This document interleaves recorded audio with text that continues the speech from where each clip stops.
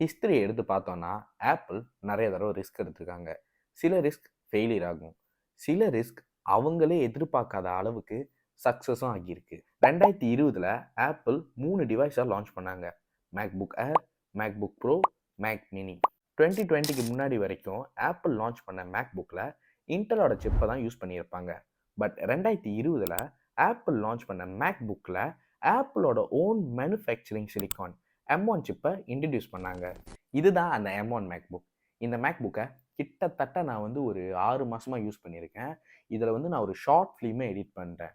So இன்னைக்கு இந்த வீடியோவில் இந்த மேக்புக் யாருக்கெல்லாம் யூஸ் ஆகும், இன்னைக்கு தேதிக்கு இது எப்படி பெர்ஃபார்ம் பண்ணுது அப்படின்னு இந்த வீடியோவில் இன்னைக்கு பார்ப்போம். வீடியோ ஸ்டார்ட் பண்ணுறதுக்கு முன்னாடி ஒரு விஷயம், நான் ஒன்றும் பெரிய லேப்டாப் யூஸர்லாம் கிடையாது.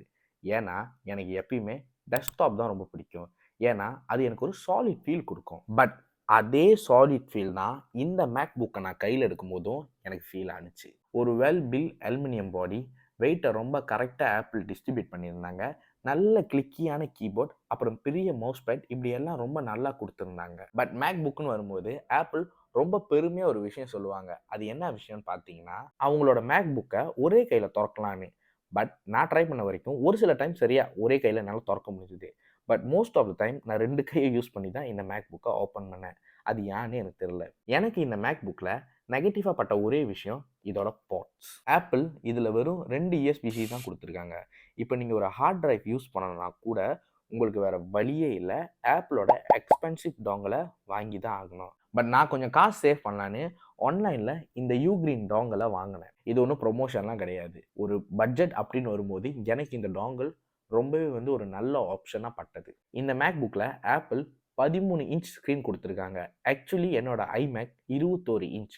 ஸோ எனக்கு இந்த மேக்புக் ஸ்க்ரீன் ரொம்பவே சின்னதாக தெரிஞ்சது. பட் நீங்கள் எப்பயுமே லேப்டாப் தான் யூஸ் பண்ணுவீங்க அப்படின்னா உங்களுக்கு இந்த மேக்புக்கோட ஸ்க்ரீன் அந்த அளவுக்கு ஒரு பெரிய இஷ்யூவாக இருக்காது. எப்பயுமே எனக்கு ஆப்பிளோட கலர் சயின்ஸும் ரொம்ப பிடிக்கும். அந்த வகையில் பார்த்தா இந்த மேக்புக் மீடியா கன்சியூம் பண்ணுறதுக்கு ஒரு நல்ல மிஷின். இப்போது இதோட மெயின் செல்லிங் பாயிண்ட்டுக்கு வருவோம். ஆப்பிள் இதில் அவங்களோட ஓன் சிலிக்கான் M1 சிப் கொடுத்துருக்காங்க.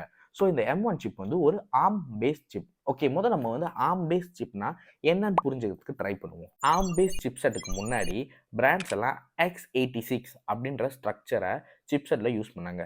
இது ரொம்ப பவர்ஃபுல்லான ஸ்ட்ரக்சர்.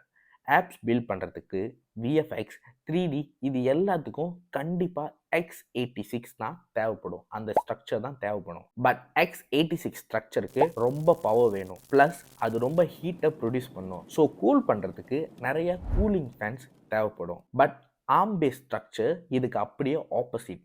ARM ப்ராசஸரில் ரொம்ப ஹீட் ப்ரொடியூஸ் ஆகாது. ப்ளஸ் அது ரொம்ப பவரையும் கன்சியூம் பண்ணாது. ஸோ பேட்டரி லைஃப்னு வரும்போது ரொம்ப நல்லாவே தாக்கு பிடிக்கும். எந்த அளவுக்கு தாக்கு பிடிக்கும்னு பார்த்தீங்கன்னா, இந்த மேக்புக்கை ஒரு நாளைக்கு ஒரு தடவை தான் நான் சார்ஜ் பண்ணுவேன்.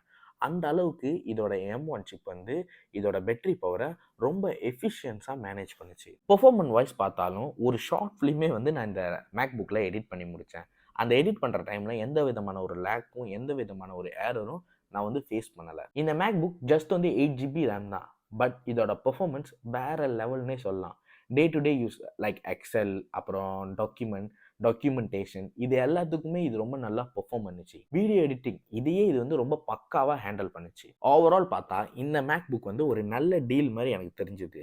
ஸோ ஓகே, வீடியோட கன்க்ளூஷன் வருவோம். இந்த லேப்டாப் யாருக்கெல்லாம் யூஸ் ஆகும்னு பார்த்தீங்கன்னா, நீங்கள் ஒரு லைட்டான யூஸர், மீடியா கன்சியூம் பண்ணுவீங்க, அப்படியே ஆஃபீஸ் ஒர்க்கும் செய்வீங்க, அப்புறம் உங்களுக்கு creative job like video editing, photo editing இது மேலெலாம் இன்ட்ரெஸ்ட் இருந்தால், கிரியேட்டிவ் ஜாப்க்காக சில விஷயம் நீங்கள் லேர்ன் பண்ணணும்னு நினச்சிங்கன்னா கண்டிப்பாக இந்த லேப்டாப்பை நீங்கள் கன்சிடர் பண்ணலாம். பட் யாரெல்லாம் இந்த லேப்டாப்பை வாங்கக்கூடாது அப்படின்னு என்கிட்ட கேட்டிங்கன்னா, நீங்கள் 3D ரெண்டர் பண்ணுவீங்க, மார்க்கெட்டுக்கு புதுசு புதுசாக ஆப் டெவலப் பண்ணுறீங்க, முக்கியமாக நீங்கள் ஒரு கேமராக இருந்தால் இந்த மேக்புக்கை கன்சிடரே பண்ணக்கூடாது. கண்டிப்பாக உங்களுக்கு இந்த வீடியோ பிடிச்சிருக்கும், ரொம்ப யூஸ்ஃபுல்லாக இருக்கும் அப்படின்னு நான் நம்புகிறேன். அதே மாதிரி நீங்களும் இந்த வீடியோவை பார்த்து முடிச்சோன்னே மறக்காமல் கீழே போய் லைக் பண்ணிடுங்க.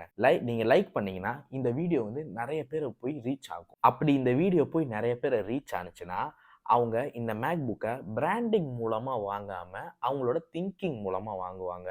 ஸோ இது அவங்க எல்லாருக்குமே ஹெல்ப்ஃபுல்லாக இருக்க போது நீங்கள் பண்ணுற அந்த லைக்னால. ஸோ அவ்வளோதான் இந்த வீடியோ. இன்னொரு வீடியோவில் பார்ப்போம். அது வரைக்கும் பாய்.